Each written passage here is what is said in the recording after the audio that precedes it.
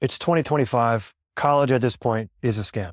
But let's back up for a second and let me differentiate education and school, because education is certainly not a scam. Education is extremely important, but education and school are two very different things. Education is the acquisition of knowledge and the developing of your mind and of your mental skills and your perspective and your understanding of the world. School, on the other hand, is a combination of education, socialization, indoctrination, babysitting, and a tool to keep rowdy teenagers off the streets so they don't cause crimes. In fact, education is actually just a very small part of schooling. And schooling is a social construct, which is a fancy way of saying large groups of people, not optimized to pursue truth. They're optimized to pursue consensus, meaning they're optimized to establish an understanding across the tribe, which is a very different thing. And looking back, every time that I decided to go left when the crowd went right, even though it caused me short-term suffering and judgment and criticism, punishment from my parents, and led me to be aimlessly wandering,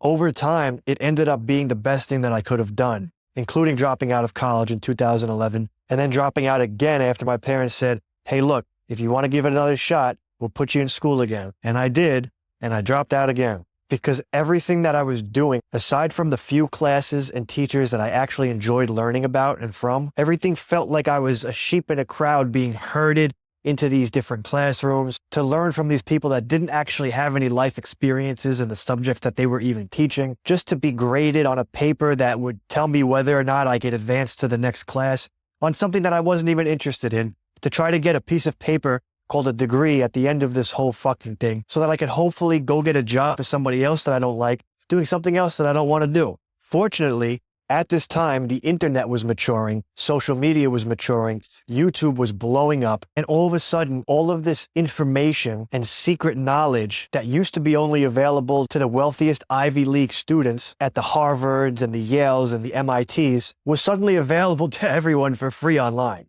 And so my personal path involved spending a lot of time on my laptop, smoking weed, making beats, and watching YouTube videos and just kind of learning about topics that I was interested in from people in different states, in different countries, who were sometimes living lives that were very fascinating to me. And this is very hard for a lot of parents to understand.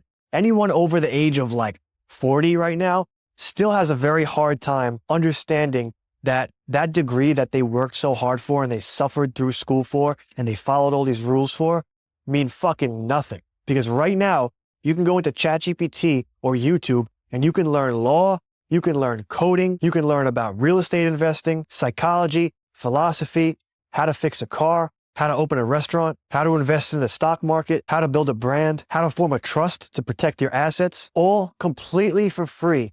Just channeling your time and your attention into these topics that you want to learn more about. So information has been democratized, which means knowledge and information, which used to be reserved for the highest echelons of society, where the game was sold, not told, all of that shit's out the window, and you could learn anything for free right now. Now, obviously, there are still paths that require schooling. Obviously, you don't want someone doing surgery on your brain because they learned how to do it in a YouTube video. But I'm talking about for 95% of people and 95% of roles, because it has never been easier to make money from your phone. If you just tell your algorithms what you want to learn more about, and you give thumbs down and tell it not interested, the algorithm is going to learn what to show you more of. And eventually, you're going to become a learning machine for the 1 or 2 or 5 topics that you want to learn the most about. Because all the algorithm is a mirror, and it's going to show you more and more of what you already engage in. The internet opened up so many doors to so many opportunities, because you can literally connect with somebody 500 miles away from you, 1,000 miles away from you, that's interested in something that you either have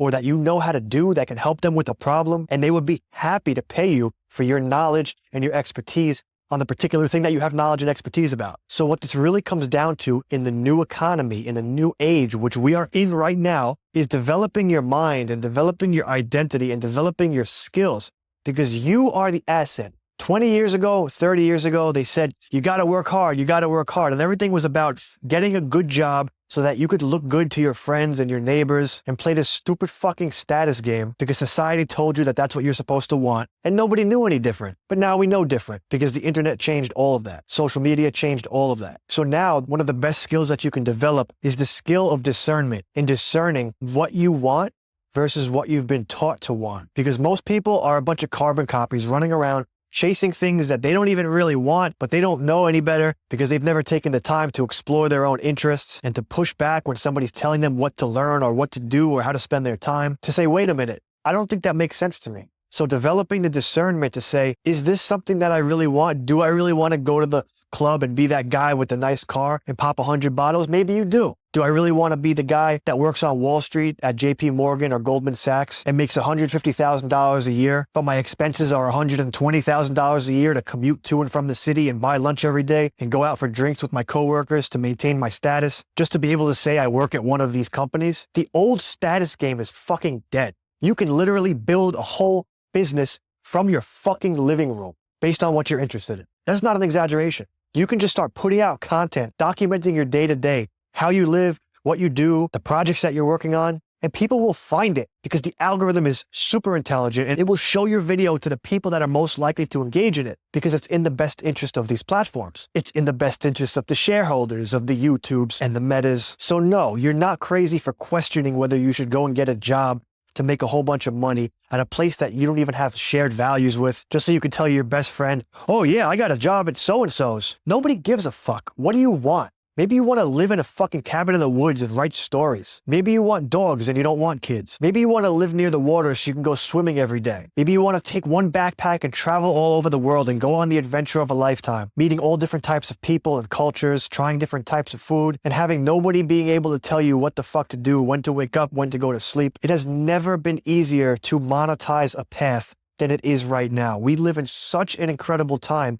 And if you could really just embrace it and recognize the outdated programming in your mind and learn to have love and empathy for the people that don't understand your path, but to fucking do what you want to do anyway, because you will be misunderstood and you will be judged. And depending how old you are, you might not be able to do as much as you'd like to do right now. Maybe you're 13, 15, 17, you still live at home with your parents and they still have a lot of authority over you, but you have the advantage that you get to eat for free every day and you have somewhere to sleep and you have clothes. So you have to take these things into account as well. But develop a vision for yourself and recognize that you could literally set up a PayPal or a Stripe account today and you could just start making shit and selling it on the internet. You could start making content promoting that shit, posting it on YouTube, Instagram, TikTok, Facebook. Maybe you love DJing, but you have a lot of free time because you're still early in your journey and you don't have a lot of relationships with club owners, promoters. Set up your phone and start recording your sets from your fucking bedroom with your headphones on. Put it on YouTube, put it on Instagram, TikTok, and just start connecting with people because that's where the money is. The money is no longer in a fucking job